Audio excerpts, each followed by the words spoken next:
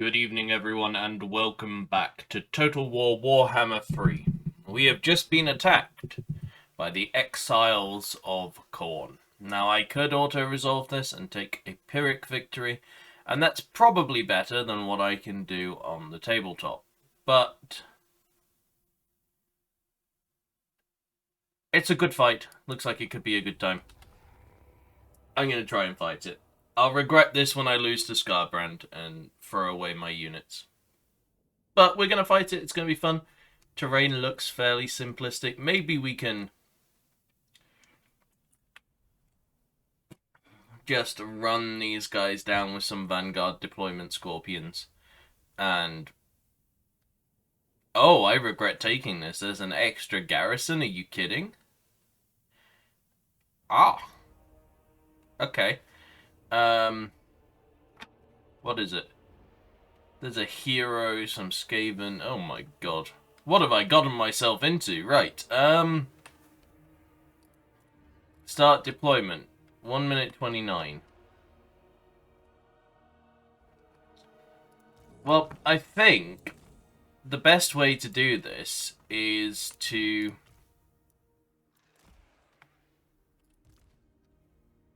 put a distraction unit over here and try and just bog down Scarbrand's army the second he gets onto the map. Take Scarbrand out. We'll sort out a nicer formation when we can actually move into a good position. I am going to send the Scorpion, or at very least the Scorpion, and not the Scorpion. We'll keep the Scorpion here. The Sepulchral Stalkers to harass. But yeah, we're going to have to start out a formation very quickly.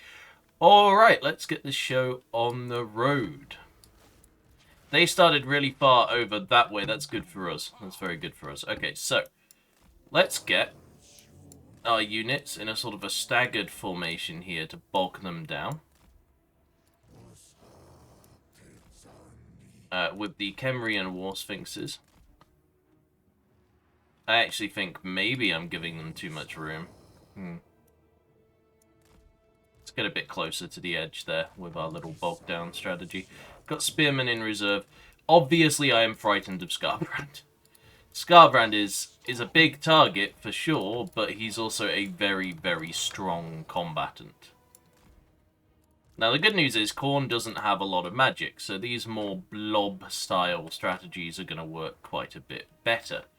And the fact that the enemy have deployed all the way on the other side of the map is giving me some hope. Whether or not it's sensible to have that hope, I do not know. But I have some, which is more than I had when we started. 22 seconds until arrival. Looks like our forces will mostly be in position. But we're going to have to Spirit Leech the crap out of Scarbrand, I think, in order to win this. Archer Fire as well. Now, he is a big target, so we can kind of shoot over our own forces. We've got a lot of War Sphinxes and Ushabti. I'm feeling pretty good that we'll be able to do some work here. I am, of course, immediately going to start focusing all of our ranged units on Scarbrand. We're going to drop a Spirit Leech on him as well. And we are going to funnel the rest of our stuff in on this front line. Now, it may have been a mistake to immediately throw Rakash in there. I don't know. I hope not. We're going to get our Tomb Prince in there as well. Throw in our Kemrian War Sphinxes. Just because, like, while Rakash is pretty good, he's a pretty highly leveled lord, we are still talking about Scarbrand, though Scarbrand has essentially, at this point, left his forces behind and ended up in a position where he is isolated against the vast majority of my Archer Fire. Looks like right now Rakash might actually be blocking the archers, which is not really what I want. Get the Tomb Scorpion in the back there as well. Pop Desert Strike now that he's in range of literally everything. How's our cavalry doing over here? Because they were supposed to be running interference. Okay, let's get some information on where the enemy are coming from at the back there. Alright. I'm going to put Rakash back into that fight, but it looks like we are actually... This is a really cheeky way to do things. Just, like, line everything up on their arrival point and butcher them as they join the map. But I don't care. I want to win. I want to win real bad, team. I don't want to lose Rakash's army. Rakash is my most valuable secondary general. And as a result, losing him would be a fairly substantial blow. Alright, let's get these archers spaced out, ready to start dealing with the stuff that comes in behind us. Let's get these swordsmen up the front. The sepulchral stalkers can begin harassing that lord. We'll pull the cavalry over here just to try and drag some people out of location. Or out of position, I suppose. Our Kemrian War Sphinx took an absolute battering and is going to continue to do so. So let's get them out of melee for now. They have a ranged component. And I think with the loss of Skarbrand, our infantry and our Ushabti just getting into the thick of things over here will very easily sway the tide in our favor with King Rakash. Looks like we are getting jumped on immediately by this lord. The sepulchral stalkers are being targeted, so let's retarget our archers. Now that they've run past, let's retarget the sepulchral stalkers. And we'll send in the full health Kemrian War Sphinx if I think anything is going to get jumped on that can't handle it. But right now it looks like we just pull the sepulchral stalkers back. We micro the cavalry over there as best we can. Now, it's worth remembering that most of the army coming in on the other side, or at least a good half of it, is Skaven slaves. So I'm not too worried about what they will be able to achieve. I'm going to quickly Spirit Leech because it's headed for him. And then we'll charge with the... Actually, I think I might just run him out of here and let the archers do their work. We'll quickly redeploy them. I'm not sure what they're losing to over there. Did they get caught by something? Gutter runners, bloodletters. I don't think they're actually in combat with anything, right? Well, they probably are from the fact that they're losing, but still. This guy over here, I don't know why he hasn't started burning yet, honestly. Like, he's so out of his depth. It's actually not funny for him. I'd love to get you some more cinematic shots, but this is a very clumped up cluster. Oh, look at that. Rakash absolutely going to town on that Kemrian War Sphinx. There we go. I should have been doing this sooner. Apologies for that. Because this has been a relatively straightforward fight, but I am worried about what's going on over there on the back line. Looks like that hero did just explode. We turned around just in time to see it. Rakash is sending giblets of demon flying absolutely everywhere because Rakash is a terrific general. Now, let's begin reforming a semblance of a line. I don't want to get too clumped up, but again, there's no real magic on the board for Khorne. So these gutter runners are really the biggest threat to our archers, and we don't need to worry too much about our infantry line. In fact, I think I might just send Rakash and Simudes trotting into the front line to go and deal with the enemy general. Looks like our Tomb Scorpion did take a decent amount of damage, but that's okay. I am not too worried about that. We've got our Archer Fire beginning to go in on the... Oh, these are Night Runners, not Gutter Runners. Okay, so they're actually quite a bit better than I initially let on. But I still don't think that matters in any way, shape, or form. They're Skaven, and they are vastly outnumbered. So we'll just let the archers begin to shred them down. We'll put Simudes and Rakash straight into that unit of Bloodletters to immediately rout them. And because of the way they came in and set up, this actually ended up being an incredibly one-sided victory. So I'm glad that we played it. Because I was very scared initially that what I was going to do was end up playing it. We're recording this on very little sleep. Yeah, I was going to record it, we'd start, we'd lose the battle. But actually, it looks like we were able to pretty much dominate the battlefield here just by cutting off Skarbrand and his reinforcements. I'm going to send these here to start focusing on the stuff at the back. And at this point, I really don't see why I shouldn't just make a giant infantry line, to be honest. Ordinarily, pretty bad form to make a giant infantry line. And I'll try not to make a habit of it, but unfortunately I don't. If I want to get everything involved, we're going to need a giant infantry line. Those are gutter runners. And they are focusing Rakash, which I am not a big fan of. You guys can sod off with your focusing of Rakash. We'll give Rakash some extra leadership and some extra terror. It looks like the gutter runners want to go melee with some Tomb Guard. I'm not sure how I feel about that one, Chief. Although maybe it was the horsemen coming in on the flank and kind of forcing them sideways. Oh, look at that. We're going to get the mass rout now. Everything is burning. We've got a small group of Ushabti over there. But I just love watching the effect as their souls get ripped from their bodies and are sent back to the Chaos Realm. And that, as soon as this guy burns out, is a victory. Ooh. Look at our poor skeleton getting dehorsed.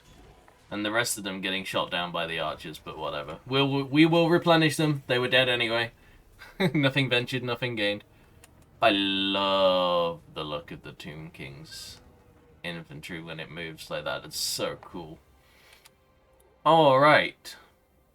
An easy victory for the forces of the Court of Lybaris. I got totally distracted on the way out of the battle by the fact that this guy is called Eddie. All I want to do is sing Rocky Horror at this point. But we're not going to go there today. Alright, we're going to take the Canopic Jars this time. The Oracles of Tzeentch appear to have remained put in Kasaba. What does Khemri want? Khemri wants me to join the war against Talakwa. Absolutely fucking not. We are not declaring war on the other major superpower. Okay, we killed Bloodbound, Goffia, Eddie, and also Scarbrand.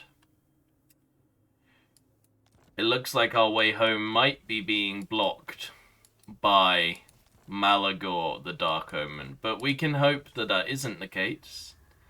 I am going to unlock an extra Necrotect as our next technology. Actually, no. We're going to go for one of these proclamations. This is growth. Because, like, these are really good, and I should have got them by now, and I haven't. Winds of Magic, local recruitment. We're at war in a lot of places. This could be really good right now. Any of these could be good as well, actually.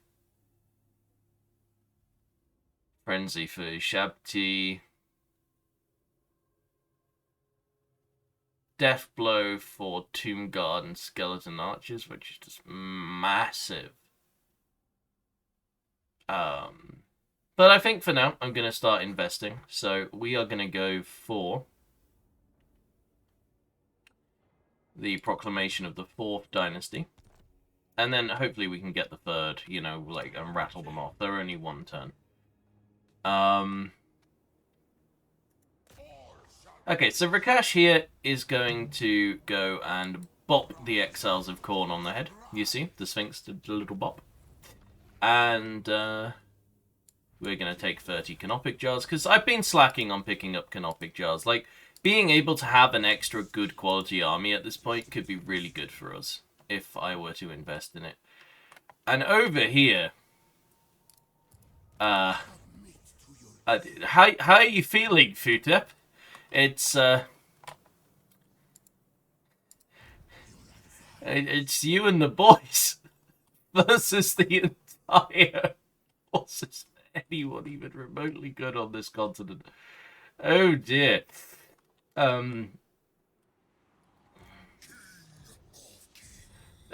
You think you might be able to get over there, Cetra, please? War coordination. Attack target. Volkmar Grim.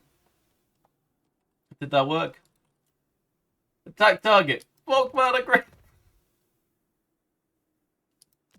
Okay, it looks like it's set. We should be fine.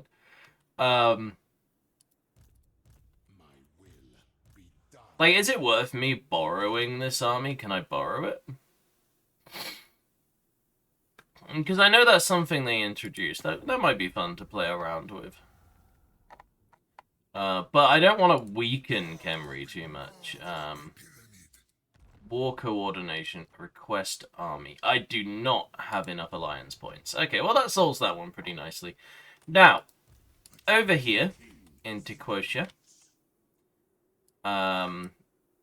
we could upgrade some stuff, but actually, let's take a look at how Talakwa are feeling about us right now. Oh dear.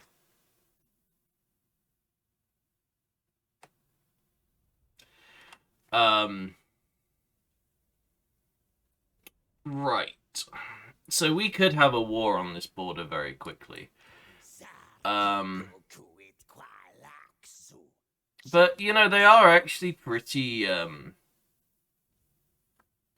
How the hell does Khemri have a settlement down there? Like, is it Tzeentch just playing with Khemri at this point? I don't know. I'm gonna offer them a medium gift. Just to try and slow this down a little bit.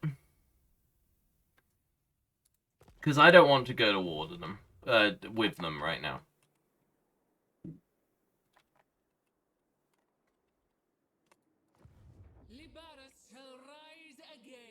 I mean, I honestly don't know what I'm gonna do here.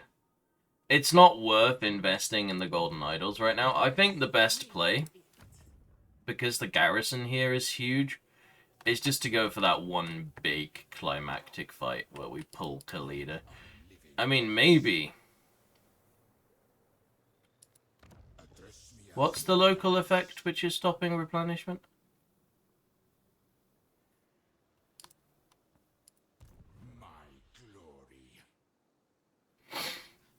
It says local effect, okay.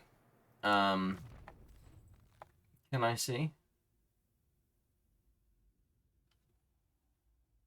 I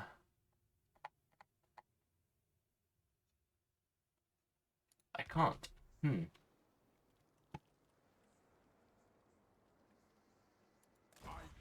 If I step out,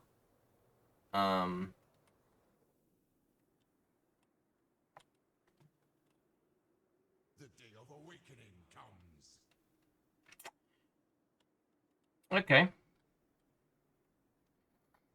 I'm very confused about why we can't replenish at all. So I'm gonna force March out of this area to try and keep him in good stead. I don't want him to die. Might be because of a blood grounds or... You know, honestly, I've got no idea. I'm not even gonna try and guess.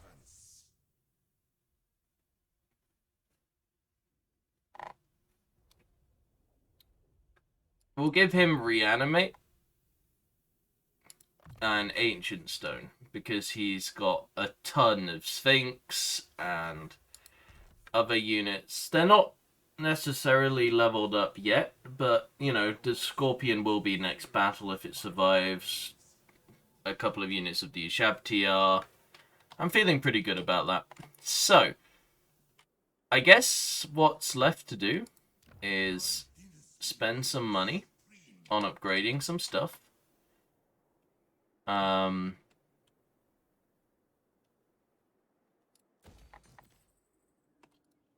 We'll need to think about upgrading King Patut and his army.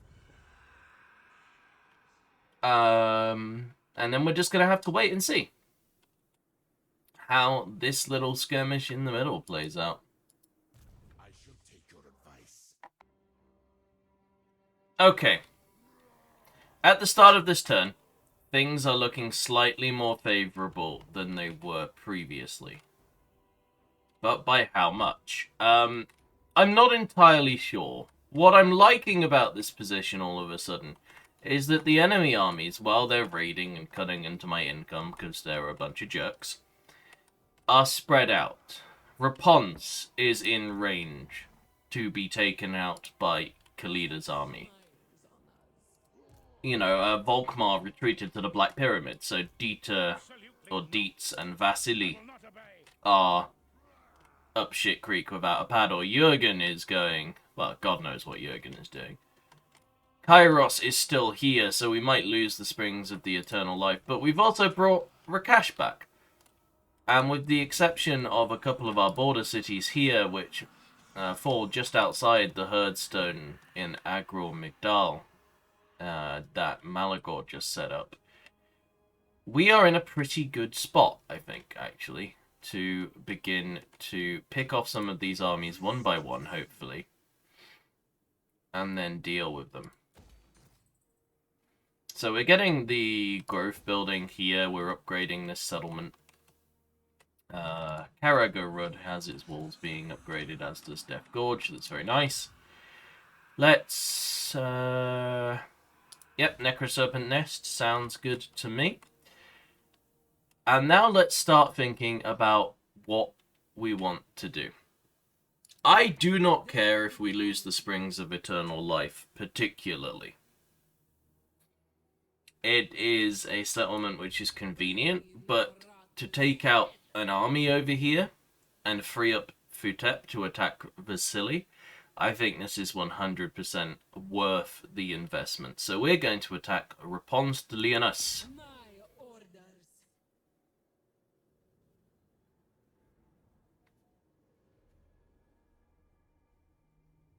And she is going to flee, which makes this interesting.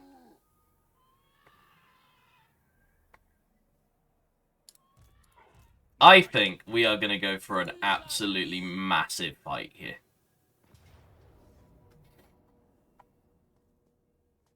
It says decisive victory.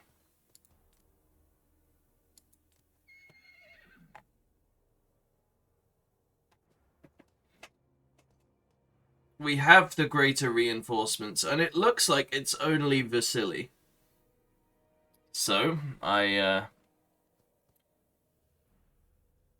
yeah, I'm a little bit worried about some of these Pegasus Knights and the Grail Knights. They're pretty tough looking.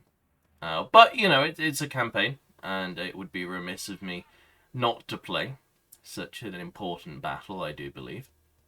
So, we're going to head onto the battlefield with considerably more numbers and just try and take them out.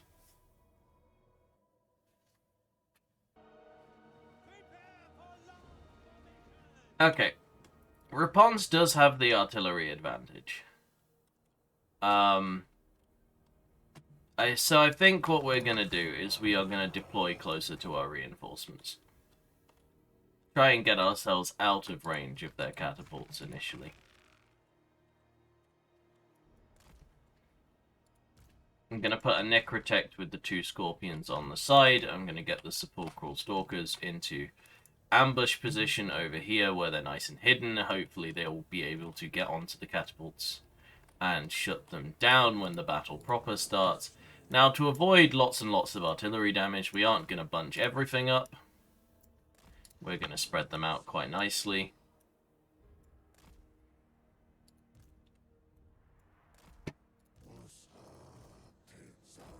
Get a nice tight unit of archers here. And then we have the Necrosphinx and our Necropolis Knights along with our Ushabti. I think I can maybe spread this line out a bit more. But what I don't want to do is just let myself get picked apart by cavalry. And that's my chief concern with spreading out this much. But I think we'll be okay. Because we have so much in the way of reinforcements, even if our main line... Actually, I think we're gonna pull the Tomb Scorpions back to the main line. Just give me a little bit more punching power. We'll rely on the Sepulchral Stalker and just keep the extra heroes close by.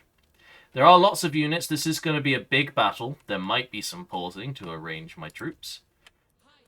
In the words of Sherlock Holmes, where's Lestrade? In this case, I am Lestrade, and I am most definitely getting my troops lined up.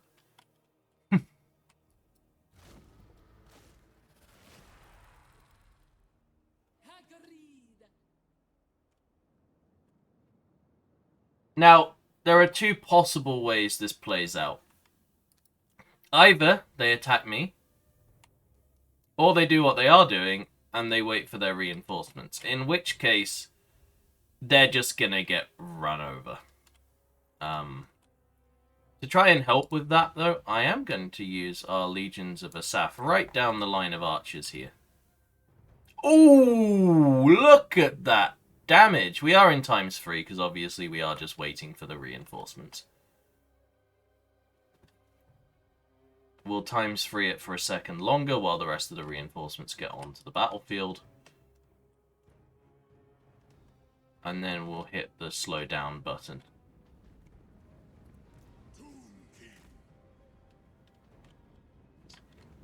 Oh, and this is where, like, Futep's army gets to have some fun. We'll pull the cavalry further out to the side here with Futep and the Necropolis Knights.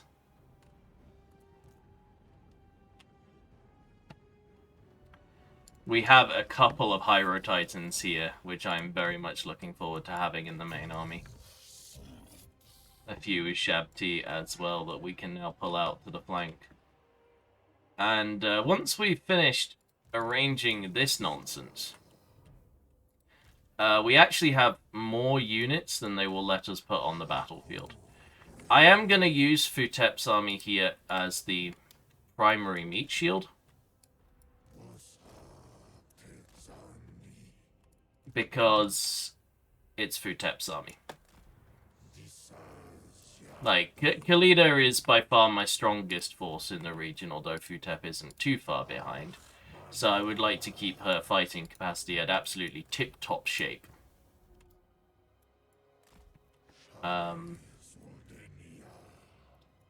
So I'm going to have this sort of, like, staggered line.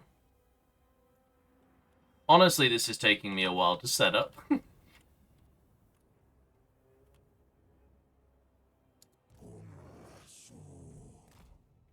But I am kind of hoping that they'll decide to come to me.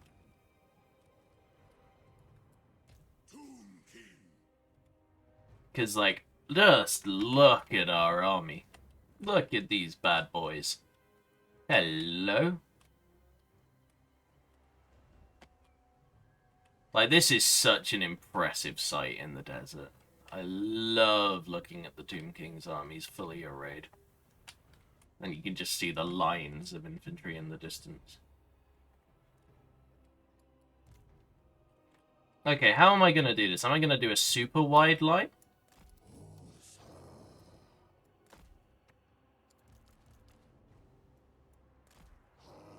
I think that might be smart.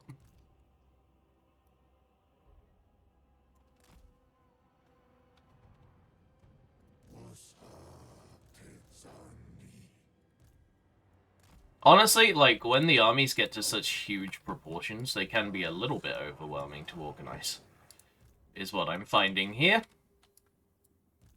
Because, like, we don't even have our full army on the field.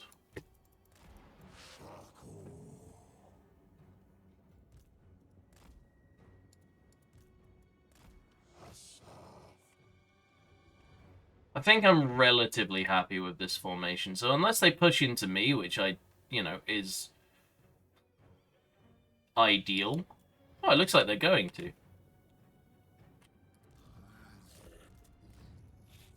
Alright, so let's redeploy this line a little bit. Let's get the Necropolis Knights and the Tomb Scorpion ready. If they're going to fight me on the flanks, they're going to find it a very tough fight indeed. What have we got over here? We've got an Empire Captain and some Pistoliers, some Outriders. So I'm just going to declare them chaseable.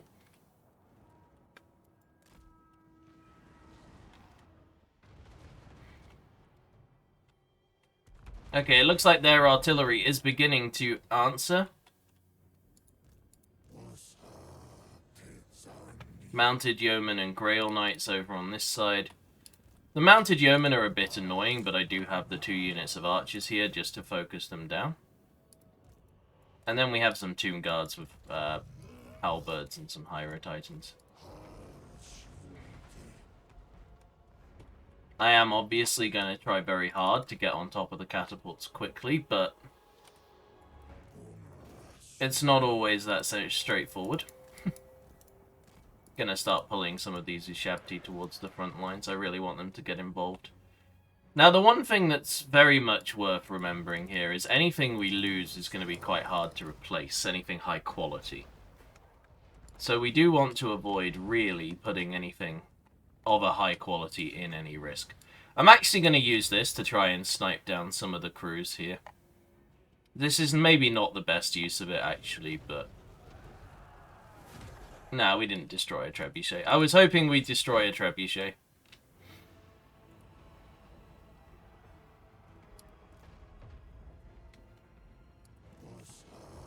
Looks like we're losing a unit of archers, but if all we're losing is a unit of archers, then I'm okay with that.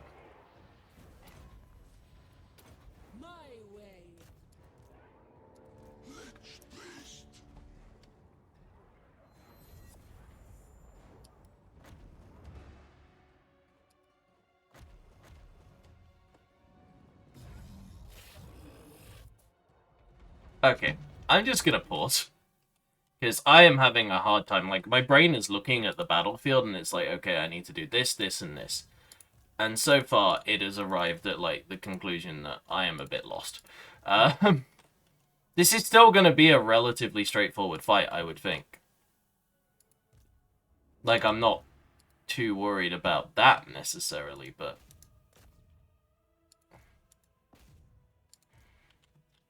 It's, yeah, I'm beginning to feel a little bit of a struggle to keep track. So, these guys are gonna, where are they? My sepulchral stalkers, there they are. 1 unit on them, 1 unit on them. This Empire Captain over here is taking a Dickens, but this is not a particularly efficient use of my time, so I'm gonna redeploy everything but the Necropolis Knights. I'm gonna start pushing some of this infantry line forward into the Grail Knights. We're going to get the Necrosphinx in there. It's not a particularly favourable trade necessarily, but we are then going to start redeploying our archers to hit their archers before they take too much of a pounding from range. And once this fight over here breaks down on the flank, which it should do, I think, relatively soon, we will be okay. Now, we do have a couple of spells, so... What's this for? Oh, he can only use this if he starts taking damage, right. Because these guys are against the Grail Knights, we're going to give the Kefra Guard a couple of buffs.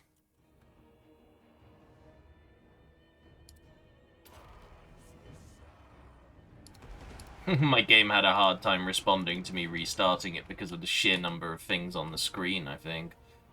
And then we're going to find our artillery and get them to start shooting into any groupings of archers they can find. The Tomb Guard now are not in the best of position on this side because, well, they can't get to anything. So we're going to start redeploying them into the fight. We'll use Khalida's wave here to do some damage and also to get her out of there because I am noticing that she is now very close to Rapunzel, which was what I wanted originally, but I don't want her in sustained combat with Rapunzel. I think that's a sure way to lose. This is a nice blob, but I am worried about it just taking out my own units. We're going to do it anyway, though, because I'm a douchebag like that. And then we're going to drop this on one of their archers and hopefully just take it out. Okay, that looks like it did quite the job. And didn't actually damage me too badly at all, which is nice. I'm going to summon some Ushabti now into the back line to shut that down. The Knights of the Realm are still going, but the Grail Knights have been broken, which is really, really good for us. Now I can start getting the Necropolis Knights over here. The Sepulchral Stalkers can come in to get on top of the Archer line.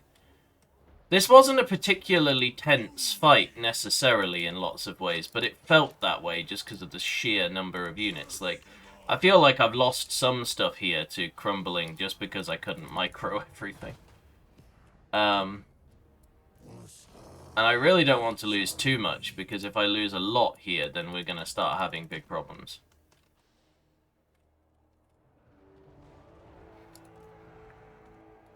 I mean, I can see us losing some of the groupings of warriors that we have.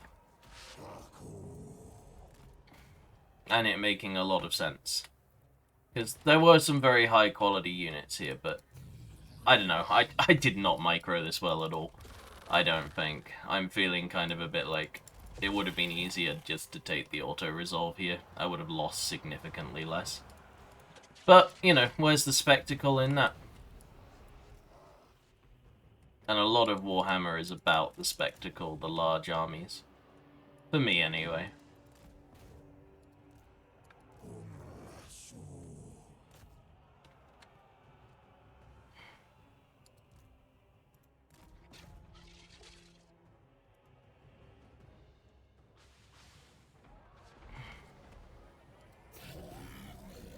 Okay, genuinely, if you manage to take out a Hydra Titan, I'm gonna be pissed. Alright, we got lots of infantry here. The Necrosphinx is doing nothing. Why is the Necrosphinx doing nothing? Where is my caster? I need my caster. Where is he? Did he... No way!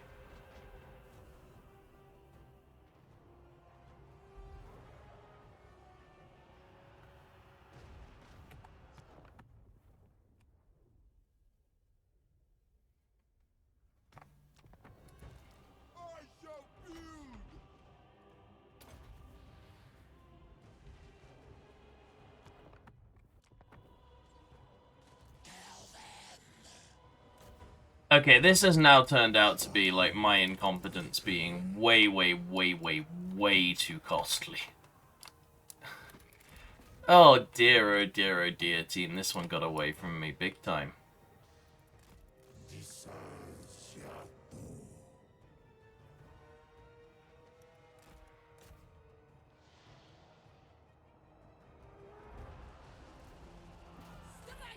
Rapon's falling should end the battle. But, oh my god, I lost my hero. I should have paused. I do this every time. This was an absolute shambles.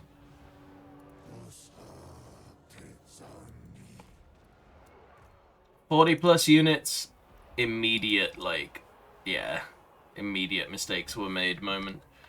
I think it wasn't too bad, like the Hydra Titans, the Tomb Scorpions, the things that would take the longest to replace, I think are still there. And ultimately, we've got to look at what we gained, which is a lot of security in this desert region now.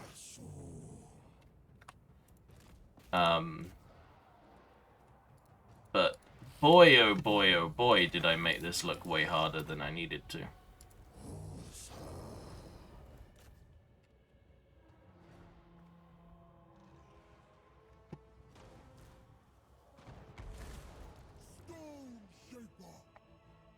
Yeah, it looks like I did lose my hero. Wow. I'm gonna play this out now. There are a couple of unbreakable units, I think, but... like, I just want to get as much done as possible, because I am gonna have to chase these armies down in order to get most value.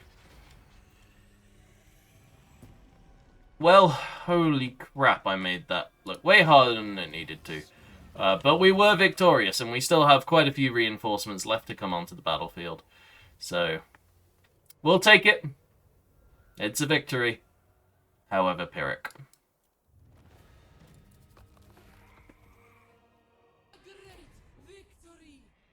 Wounded. Okay, he's not dead. He was level 25. Huzzah! Oh, thank goodness. Alright, lots of skill points came through there. Queen Khalida is...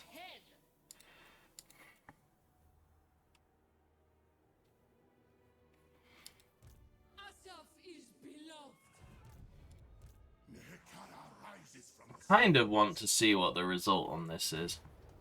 Pyrrhic victory, no losses? Sure. Oh, you know what? That'll make up for me being an absolute twerp with the rest of my forces. And now we'll just march Futep back into the city.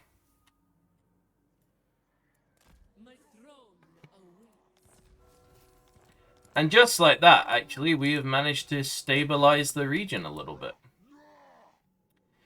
In this army, what we lost the most of was Nehekara warriors. But because Queen Khalida lost a priest, I think we can actually buff up this army a little bit more now with some Tomb Guard instead. And that'll make the odds look pretty good for it in any future fights. That might just be our highest tech army now. He has 3 skill points to spend, so we're going to drop them into Soul Reaper for casualty replenishment. I like my casualty replenishment. I think it's super important. Can we get back to this city?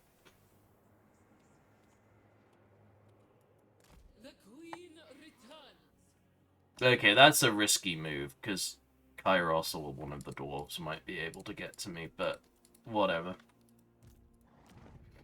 Hopefully I don't end up regretting that. Most of what we've got left in this army is relatively healthy. We lost the Regiment of Renown and we lost our priest temporarily.